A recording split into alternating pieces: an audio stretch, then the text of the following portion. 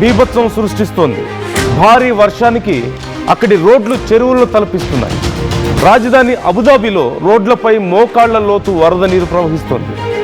ఇక షార్జాలో ఇప్పటికే లోతట్టు ప్రాంతాలన్నీ కూడా నీట మునిగాయి. భారీ వర్షాల దాటికి పలు విమానాలు రద్దయ్యాయి.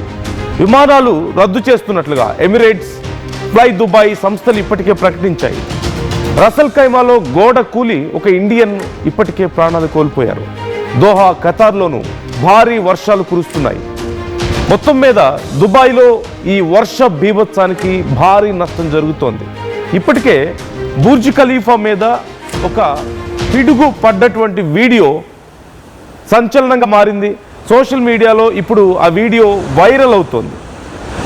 ఏకంగా బుర్జ్ ఖలీఫాను కొన్ని సందర్భాల్లో అప్పుడప్పుడు ఇలా పిడుగులు తాకుతూ ఉంటాయి. కానీ ఒక ప్రత్యేకమైనటువంటి నిర్మాణ వ్యవస్థతో అది నిర్మించడం వల్ల బుర్జ్ ఖలీఫా ఇలాంటి పిడుగులకు ఏమాత్రం నష్టపోదు, ఏమాత్రం డ్యామేజ్ అవ్వదు అంటూ అక్కడి ప్రిన్సే దీనికి సంబంధించి ఒక వీడియోను కూడా పోస్ట్ చేశారు.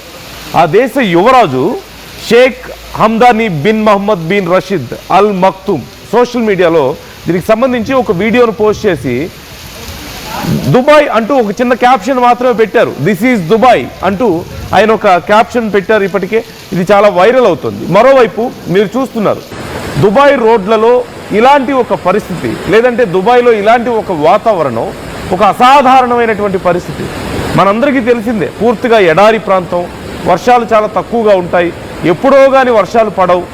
అలాంటి పరిస్థితుల్లో ఒక్కసారిగా ఇంత భారీ వర్షం పడడం, భారీ ఎత్తున నీరు, ఇది చాలా స్ట్రేంజ్ విజువల్ అనే చెప్పాలి మనం. It's very strange to watch.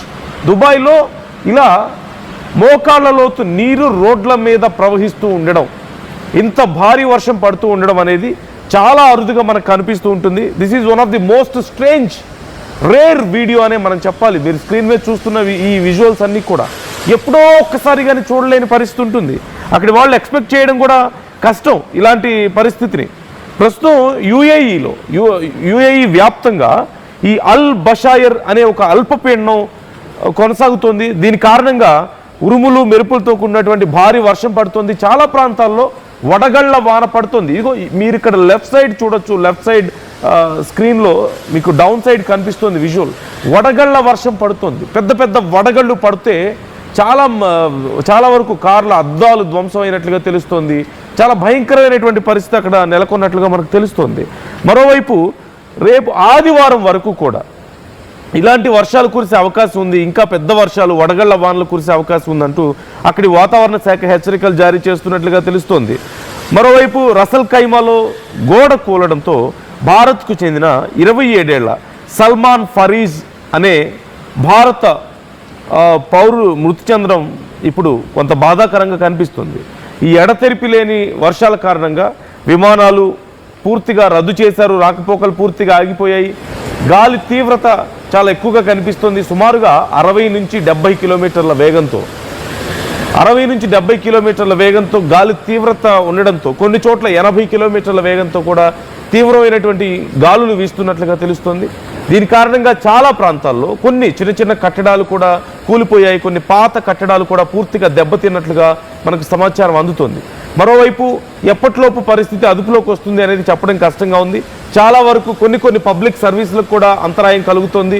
కొన్ని ప్రాంతాల్లో ఇప్పటికే వర్క్ ఫ్రమ్ హోమ్ అవకాశం ఉన్న చోట అవకాశం కల్పించారు. చాలా చోట్ల సెలవులు ప్రకటించడం కూడా జరిగింది. అక్కడ ఉన్నటువంటి స్కూల్స్ కానీ, కాలేజెస్ కానీ, కొన్ని ప్రభుత్వ కార్యాలయాలకు కూడా సెలవులు ప్రకటించినట్లుగా తెలుస్తోంది. మరోవైపు ఉరుములు మెరుపులతో కూడినటువంటి వర్షం పడుతూ ఉండడం, చాలా చోట్ల పిడుగులు పడుతూ ఉండడంతో ప్రజలు అప్రమత్తంగా ఉండండి, చెట్ల కింద ఎవరు ఉండొద్దు అంటూ కూడా ఇప్పటికే చెప్పారు. అంటే ఓపెన్ ప్లేసెస్లో కానీ చెట్ల కింద కానీ ఎవరు ఉండొద్దు అన్నారు. అట్ ది సేమ్ టైం చాలామంది సఫారీ రైడ్స్కి వెళ్తూ ఉంటారు. మనందరికీ తెలిసిందే, ఇసుకలో రైడ్స్కి వెళ్తూ ఉంటారు. అక్కడ ఎవ్వరూ ఎట్టి పరిస్థితుల్లోనూ బయటకు వెళ్ళొద్దన్నారు. ఇసుక పెద్ద ఎత్తున ఇసుక తుఫాన్ల మాదిరిగా వస్తున్నట్లుగా తెలుస్తుంది ఈ ఈదురుగాలుల కారణంగా. ఈ ఈదురుగాలులతో పాటు ఇసుక కూడా లేవడంతో గాలిలో కలిసి పెద్ద ఎత్తున అక్కడ డ్యామేజ్ జరుగుతున్నట్లుగా, రోడ్ల మీదకి ఊళ్ళలోకి ఇసుక వస్తున్నట్లుగా తెలుస్తుంది. రోడ్లంతా కూడా ఇసుకమయంగా మారుతున్నాయి. ఇళ్లలో కూడా ఇసుక చేరుతున్నట్లుగా తెలుస్తోంది. మరొక 3 నుంచి 4 రోజుల పాటు వీటి ప్రభావం ఉండే అవకాశం ఉంది. ఇప్పటికి అందుతున్నటువంటి సమాచారం ప్రకారం అయితే సండే వరకు కూడా వడగళ్ల వాన పడే అవకాశం ఉంది అంటూ చెప్తున్నారు. అలాగే చాలా వరకు అక్కడ బిజినెస్ అంతా కూడా పూర్తిగా దెబ్బతిన్నటువంటి పరిస్థితి. విమాన సర్వీసులు చాలా వరకు రద్దయ్యాయి. ఎప్పటిలోపు తిరిగి పునరుద్ధరిస్తారు అనే పరిస్థితి కూడా తెలియడం లేదు. ఇప్పుడిప్పుడు కొంతవరకు ఈదురుగాలుల ప్రభావం తగ్గినట్లుగా తెలుస్తుంది, కానీ ఇంకా వర్షాలు పడుతూనే ఉన్నాయి. ఆదివారం వరకు ఈ వర్షాలు కొనసాగే అవకాశం ఉంది, వడగళ్ల వాన పడే అవకాశం ఉంది అంటూ కూడా చెప్తున్నారు. అక్కడి ప్రభుత్వాలు కూడా చర్యలు తీసుకుంటున్నాయి. మరోవైపు అక్కడ పనిచేయడానికి వెళ్ళినటువంటి చాలామంది భారతీయుల పరిస్థితి కొంత దారుణంగా ఉన్నట్లుగా తెలుస్తుంది. బయట ఎక్కడో ఉంటూ చిన్న చిన్న పనులు చేసుకుంటూ వచ్చే కొద్దిపాటి డబ్బులో కొంత అక్కడ ఖర్చు పెట్టుకొని మరికొంత ఇళ్లకు పంపించుకునే వాళ్ళు చాలామంది ఉన్నారు. అన్స్కిల్డ్ లేబర్ అక్కడ చాలా పెద్ద ఎత్తున ఉన్నారు. భారత్లో ముఖ్యంగా ఆంధ్రప్రదేశ్, తెలంగాణ, అలాగే తమిళనాడు, కేరళ ఈ ప్రాంతాల నుంచి చాలామంది అన్స్కిల్డ్ లేబర్ దుబాయ్లో ఉన్న విషయం మనందరికీ తెలిసిందే.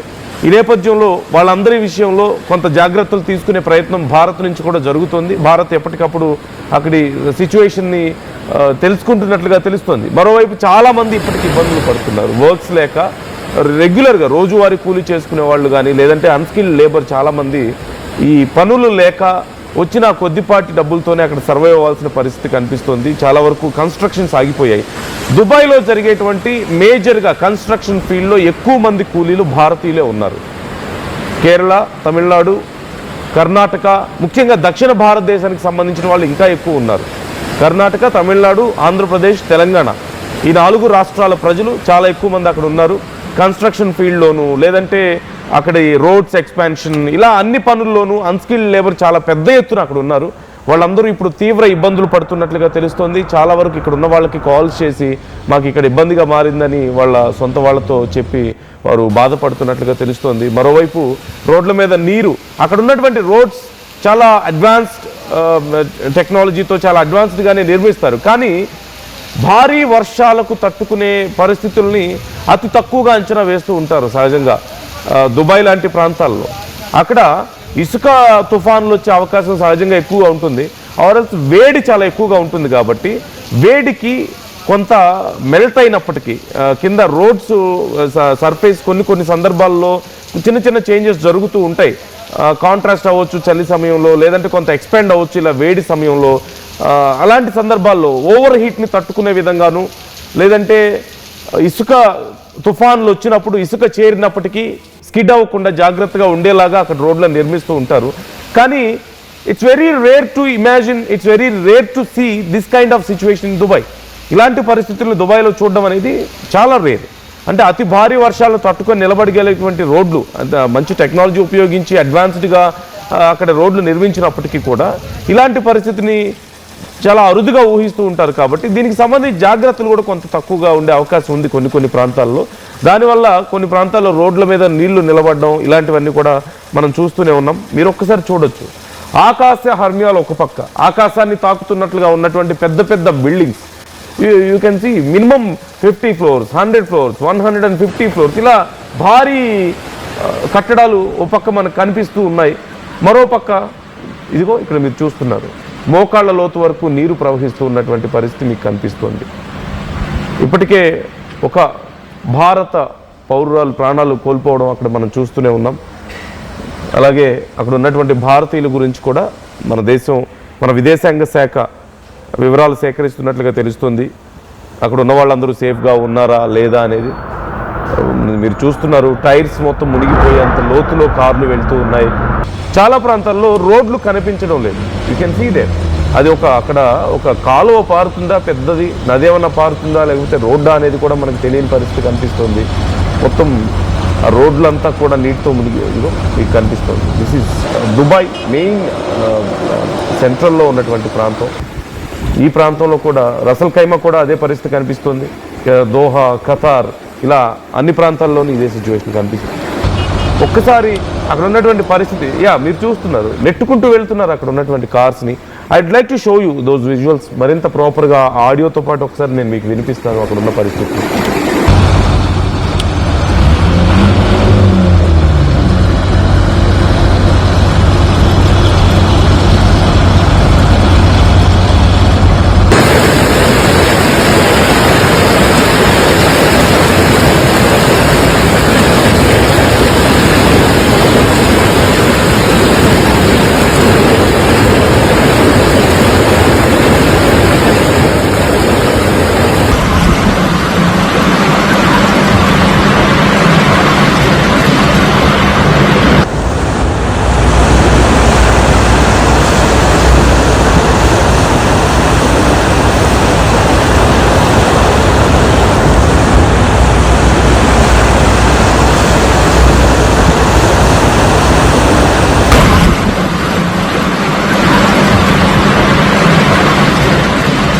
అలాగే భారతదేశం నుంచి అక్కడ ఈవెంట్స్ చాలామంది చేస్తూ ఉంటారు చాలా రెగ్యులర్గా. ఓవరాల్గా మొత్తం పూర్తి స్థాయిలో అక్కడ ఈవెంట్స్ అన్నీ కూడా క్యాన్సిల్ అయ్యాయి అంటూ తెలుస్తుంది. భారతదేశం నుంచి అక్కడ వరకు వెళ్ళి దుబాయ్ వరకు వెళ్ళి చాలా ఈవెంట్స్ జరుగుతూ ఉంటాయి. చాలామంది విజిట్ చేయడానికి వెళ్తూ ఉంటారు. ఈ నేపథ్యంలో విజిటింగ్స్ అన్నీ క్యాన్సిల్ అయ్యాయి, ఫ్లైట్స్ క్యాన్సిల్ అయ్యాయి. ఇప్పటికే ఎమిరేట్స్ వాళ్ళు ఫ్లైట్స్ క్యాన్సిల్ చేస్తున్నట్లుగా ప్రకటించారు. మరోవైపు ఇప్పుడప్పుడే పెద్ద కార్యక్రమాలు నిర్వహించుకునే అవకాశం లేదు. అంటే కొన్ని వేల మందితో కొన్ని కార్యక్రమాలు అక్కడ జరుగుతూ ఉంటాయి. భారతదేశం నుంచి వెళ్ళిన వాళ్ళు కానీ అక్కడ ఉన్నవాళ్ళు కానీ ఇలాంటి కార్యక్రమాలకు అవకాశం లేదు, మేము ఇప్పుడు పర్మిషన్ ఇవ్వము అంటూ అక్కడి ప్రభుత్వం చెప్పినట్లుగా తెలుస్తోంది. స్కూల్స్కి సెలవులు ఇచ్చేశారు, కాలేజెస్కి సెలవులు ఇచ్చేశారు. ప్రభుత్వ కార్యాలయాలు చాలా వరకు మూసివేసినటువంటి పరిస్థితి కనిపిస్తోంది. అలాగే కేవలం అత్యవసర సేవలకి ఈ మిగతా స్టాఫ్ని యూజ్ చేస్తున్నారంటూ సమాచారం అందుతోంది. అంటే మెడికల్ సపోర్ట్ పెంచారు అంటూ తెలుస్తోంది. మరోవైపు పెద్ద ఎత్తున అక్కడ వాటర్ అంతా కూడా రోడ్ల మీద నిలిచిపోయిన నేపథ్యంలో చాలామంది నడకదారిన వెళ్తూ ఉంటారు దగ్గర ఉన్నటువంటి ప్రాంతాలకు. It's very costly. అక్కడ క్యాబ్స్ కానీ ఇలాంటివి వెళ్ళడానికి అవకాశం ఉండదు. పబ్లిక్ ట్రాన్స్పోర్టేషన్ ఎక్కువగా యూజ్ చేస్తూ ఉంటారు. ఇప్పుడు పబ్లిక్ ట్రాన్స్పోర్టేషన్కి పూర్తి స్థాయిలో అంతరాయం ఏర్పడిన నేపథ్యంలో చాలామంది చిన్న సైకిల్స్ యూజ్ చేసేవాళ్ళు ఉండొచ్చు, చిన్న స్కూటీస్ ఉంటాయి, ఎలక్ట్రిక్ స్కూటీస్, లేదంటే కాలినడకన వెళ్ళే వాళ్ళు ఉంటారు. వీళ్ళంతా కూడా ఎవరు బయటికి వెళ్ళలేని పరిస్థితులు కనిపిస్తున్నాయి. యూ కెన్ సీ కొన్ని అత్యవసరమైనటువంటి డెలివరీస్, మెడిసిన్ కానీ ఇలాంటి వాటిని డెలివరీ చేయడానికి ప్రభుత్వమే కొంతమందిని నియమించినట్లుగా కూడా తెలుస్తోంది. అలాగే ఈ స్ట్రామ్లో చిక్కుకున్న వాళ్ళ కార్స్ కానీ అవన్నీ కూడా పూర్తి స్థాయిలో ప్రభుత్వం సహాయక చర్యలు చేస్తుంది. ఆ కార్స్ని, ఆ వెహికల్స్ని అన్నింటినీ కూడా బయటకు తీసుకురావడానికి. వి ఆల్ నో అక్కడ చాలా కాస్ట్లీ కార్స్ యూజ్ చేస్తూ ఉంటారు. దుబాయ్లో చాలామంది రోడ్ల పక్కనే పార్క్ చేస్తూ ఉంటారు. ఆ సమయంలో చాలా వరకు పెద్ద బ్రాండెడ్ కార్స్ అన్నీ కూడా ఎక్కడో అక్కడ వదిలేసి వెళ్ళిపోయినటువంటి పరిస్థితి కనిపిస్తుంది. ఈ నేపథ్యంలో వాటన్నిటిని కొంత ఆ విషయంలో ప్రభుత్వం హెల్ప్ చేస్తుంది అంటూ కొంత అష్యూరెన్స్ ఇస్తున్నట్లుగా కూడా తెలుస్తుంది. మరోవైపు స్థానికంగా ఉన్నటువంటి చిన్న పాయింట్స్ కానీ అవన్నీ కూడా ఫుల్ అయిపోయినట్లుగా తెలుస్తుంది. వాటర్ అంతా కూడా ఈ రోడ్ల మీద ఉన్న వాటిని అన్నింటినీ కూడా పూర్తిగా బయటకు పంపించే ఏర్పాట్లు జరుగుతున్నాయి. డ్రైన్ సిస్టమ్ని ఎప్పటికప్పుడు సరిచేస్తూ ఉన్న పరిస్థితి కనిపిస్తుంది. సో ఎప్పటిలోపు ఈ సిచ్యువేషన్ అదుపులోకి వస్తుంది అనేది ఎవరు పూర్తి స్థాయిలో చెప్పడం కష్టమైనప్పటికీ సండే వరకు లేదంటే మండే వరకు కూడా, రేపు సోమవారం వరకు భారీ వర్షాలు పడే అవకాశం ఉంది అని చెప్తున్నారు. So you can just see there చాలా వరకు వాహనాలు కొట్టుకుపోవడం కానీ, లేదంటే మోకాళ్ళ లోతు, నడువుల లోతు వరకు నీళ్లు రావడం మనం చూస్తున్నాం. కొన్ని ప్రాంతాల్లో కొన్ని కార్లు ఆగిపోతే నెట్టుకుంటూ వెళ్తున్నటువంటి పరిస్థితి. ఇదిగో మీరు లెఫ్ట్ సైడ్ చూడొచ్చు, వడగళ్ల వాన.